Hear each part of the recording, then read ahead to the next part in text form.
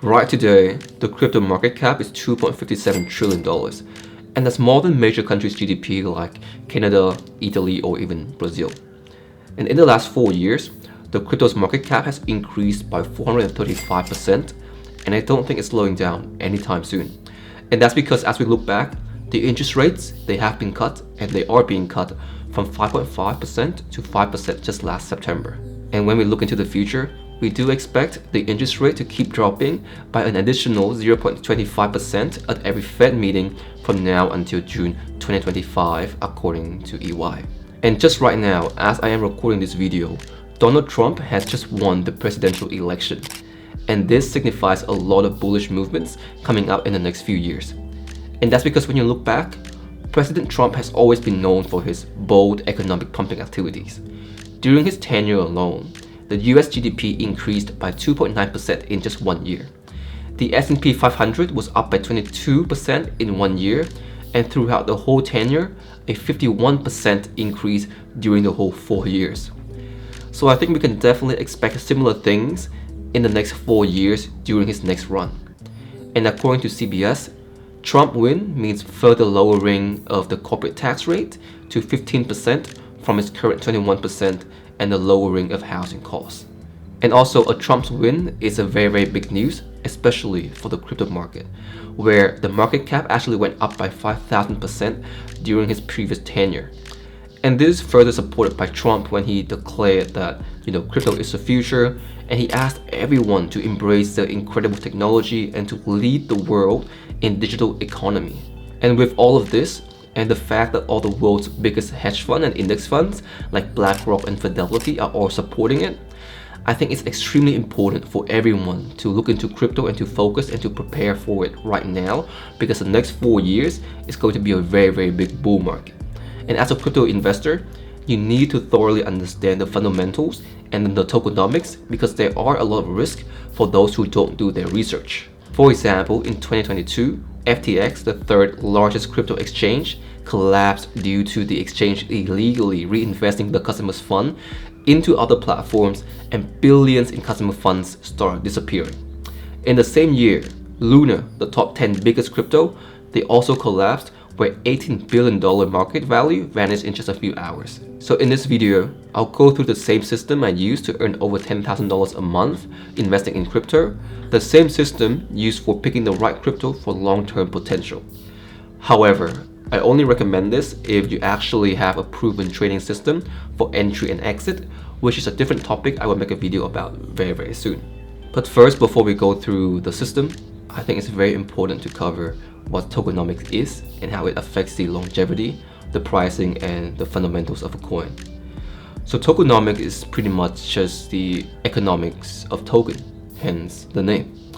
It's a governing system of supply and demand of any coin or token.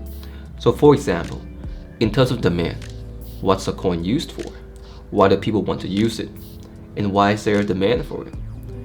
And in terms of supply, how many coins exist out there for, one token? If there's only a limited number of token, like with Bitcoin, they can become more valuable over time because they are more scarce. And that's exactly the topics we'll be discussing in my crypto system, where we'll go through the demand, the supply, the team, and the community. And these are all crucial in choosing the coin that has great prospects, a proven historical record of success, and a community that backs it up, and a high potential to yield you high returns in the long run. Now let's get started with the demand side with the first factor. So when I was getting started with crypto investing, I didn't really know anything. I was just pouring my money into the most popular coins there were out there. And I do remember putting in around $10,000 into Bitcoin, Ethereum, and a random meme coin that I can't remember anymore. But I do remember having a very great run for the first 10 months. And then one day, everything just collapsed, All my coins crashed. And I do remember losing half of my money and half of my gains. And my position slowly went into the negative zone, negative area right after that. But eventually, of course, crypto recovered since it's part of a cycle. But my meme coin never did. And that's when I realized coins without utility never grow in the long run. they always get crushed during the dip. Now, what is utility? So utility is basically concerned with what the token can do and what problem it actually solves. So for example, AV or AVE serves as a borrowing and lending platform without needing a traditional financial intermediary like a bank. Or Binance Coin, they provide user discounts when they trade on the Binance exchange. Or Ethereum, where people can go into a digital contract between each other. So all of the successful tokens and crypto projects, they are based on how big of a problem they actually solve. Like Elon Musk used to say, you get paid in direct proportion to the difficulty of the problems you solve. The bigger the problems they deal with, the more successful they get, the higher demand there are for the particular project or coin. And this is the main aspect of the utility factor of the demand side. And when analyzing demand for a token, as a proof of its utility, besides from reading its paper and doing your own research, you need to understand how many people are actually using the token. Because a growing number of users indicates that the token actually has a purpose, that it's serving its intended use effectively. And it shows that people actually find value in using the token or the project, whether for transactions, staking, or even accessing services within the platform like Binance. And this proves that the token has real-world applications. And also, a token with a positive trend in usage is less likely to experience extreme volatility solely driven by market speculation. And investors, they gain confidence in projects that show real and increasing usage, viewing them as more sustainable and less prone to sudden value loss. Additionally, you want to validate this claim with a big amount of money being stored on the platforms as well, because a high number of users might be very deceiving. So you want high quality users who are willing to pay, who are willing to invest themselves in the platform, who are willing to deposit a very large amount of money. And this is called TVL, or total value locked, which refers to the total amount of money being stored within a blockchain platform or protocol. And it's very important to assess whether the users are just participating passively or actively investing and interacting with the platforms. High quality users are those who are willing to deposit and maintain significant funds in the ecosystem, demonstrating deeper commitment as well as belief in the platform. A platform with a high number of users may look successful at the first glance, but if these users contribute minimal value or are bots and low value customers, the business model will be unsustainable. So for example, platforms that rely on temporary promotions or airdrops to boost user numbers may show a spike in user activity in the short run, but this may not translate into long-term meaningful engagement or financial support for the business and for the blockchain or the system that they're using. But also, I think it's very important to ensure that the revenue growth actually aligns with the user growth as well. So if the user numbers are increasing but the revenue remains flat, it could signal that users are not sufficiently monetized or that the platform's revenue model needs improvement. So how we solve that is by looking into the revenue trends over months or years to help identify whether growth is sustainable or if there are seasonal or cyclical fluctuations that require any strategy change. And it also shows that the platform or the chain itself is good at converting value provided to the users into profit for the investors as well. And in this case, the investors are represented by the chain underlying coin holders. And revenue growth also ensures that the platform can maintain its operations, invest into further developments, and adapt to the market needs. Because without sufficient revenue, even a popular platform can struggle to sustain itself. Consistent revenue growth will help attract more significant investments from both the retail and the institutional investors. It shows that the platform itself is in a growth trajectory that are capable of generating returns, which is very appealing for long-term investors, which you want to reduce the volatility and any pump and dump schemes. A few tools I do recommend for analyzing the mentioned matrix include firstly DeFi Llama. It is a platform that helps you keep track of how much money is stored in different projects on various blockchains.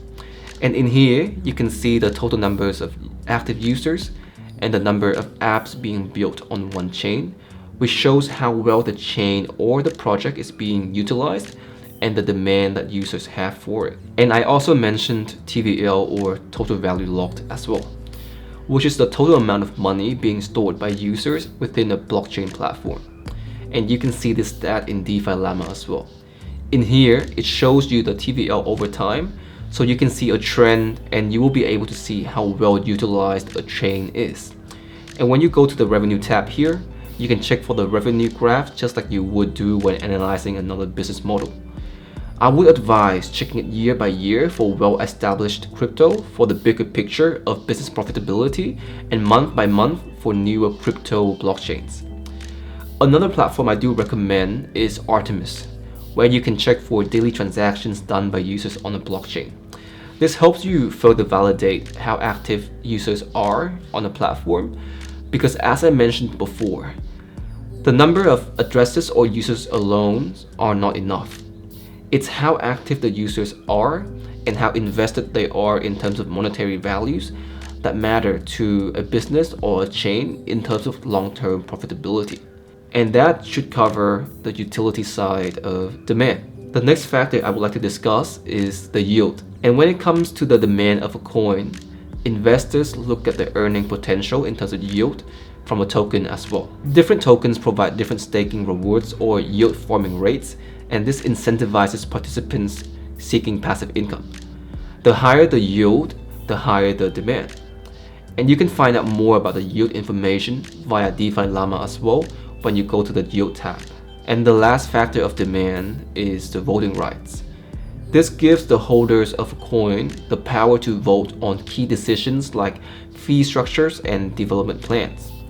And this added utility makes the token a lot more valuable, especially to those who want to have a say in the project's direction to drive up demand. And the projects that do empower their communities through voting rights do attract more engaged and invested users as well, which increase the token demand as people buy the tokens to participate in governance.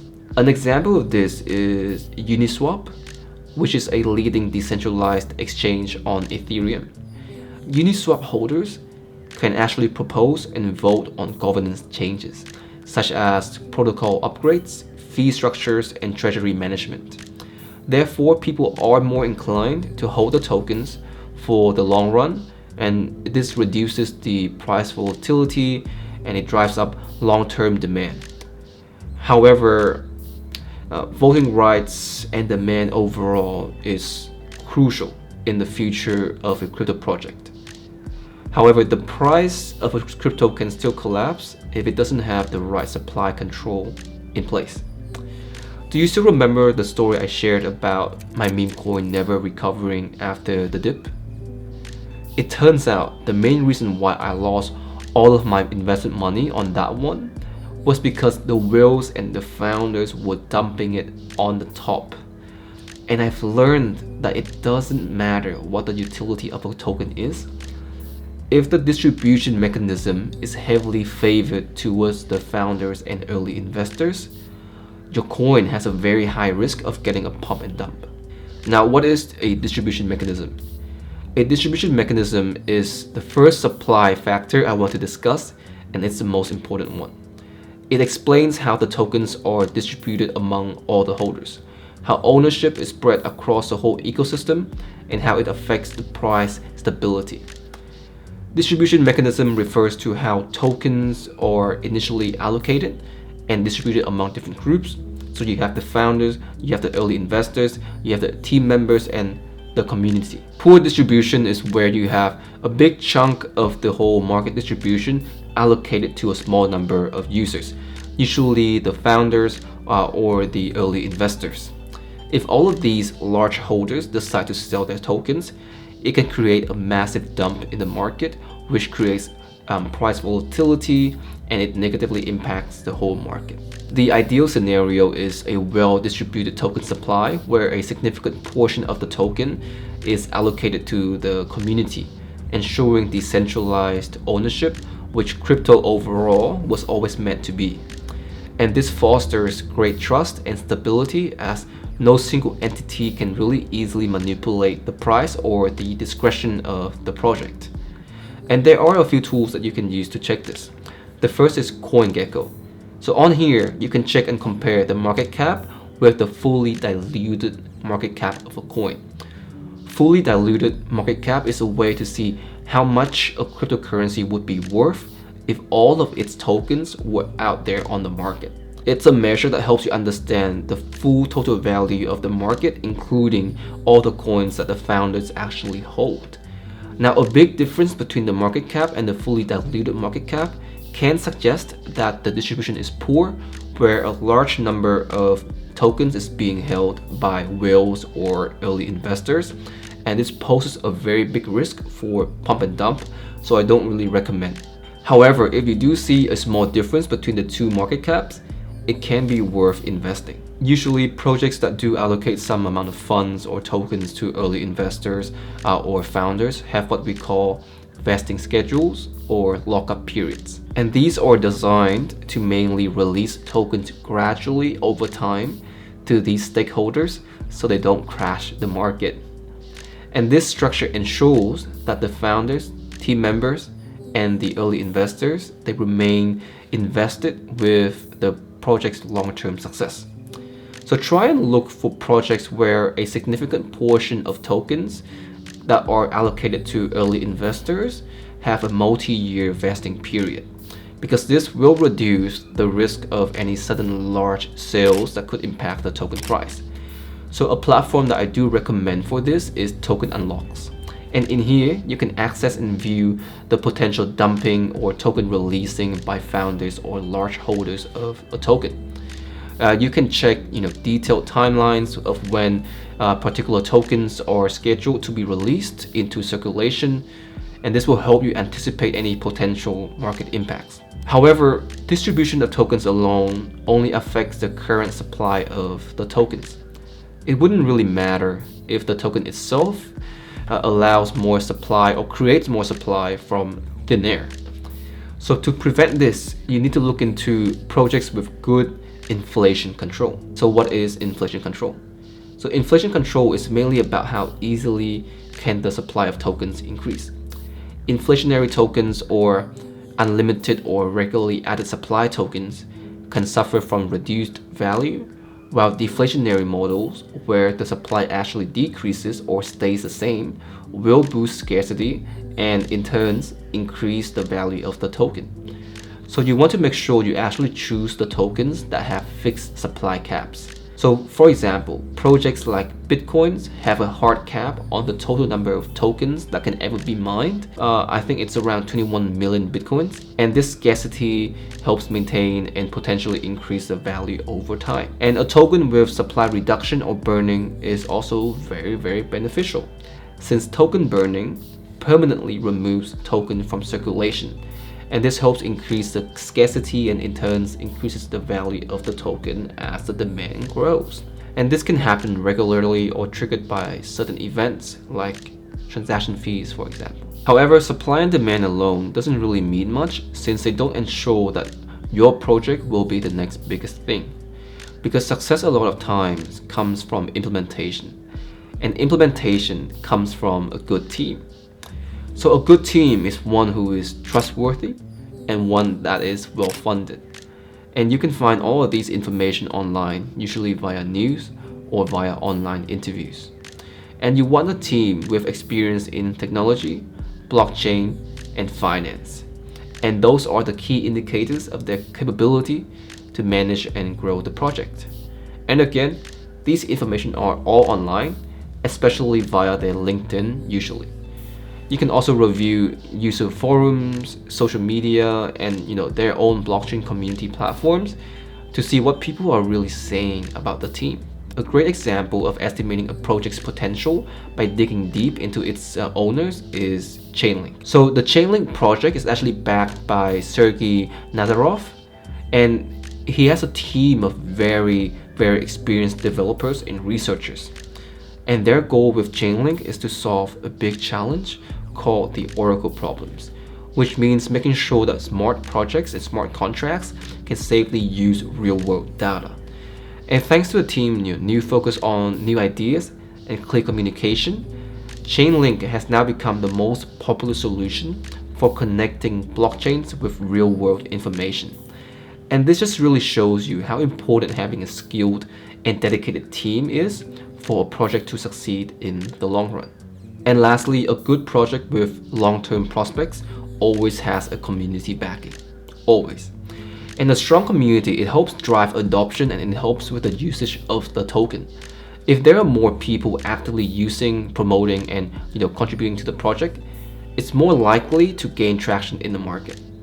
Also, tokens with a very strong community backing often experience more stability, because while the market is inherently volatile, loyal community members are more likely to hold on to these coins during the downturns, reducing massive sell-offs. So a strong and genuine community can be a good sign that a project is legit. And scam or pump and dump projects are something that happen very, very often as well. So you need to look for key indicators, and usually they are inactive or artificial communities with little real engagement. So when you do your research for cryptocurrencies or projects, do check for platforms like Telegram, Discord, Twitter, and Reddit, and make sure that they have active engagement and conversations. Look for how involved the community is in sharing knowledge, participating in events, and promoting the project. Look for a real follower count of at least 10,000 and high engagement such as comments, shares, and users' participation in discussion.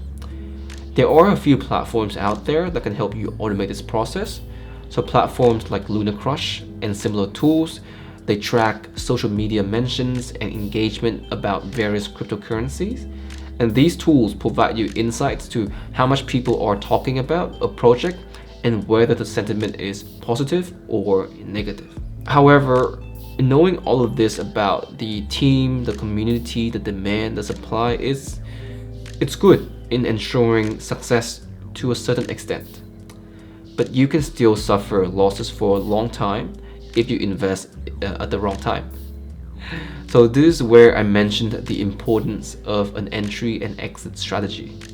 So if you do also want to know more about the timing and the cycle that I do use to make the most of my net worth, watch this video next.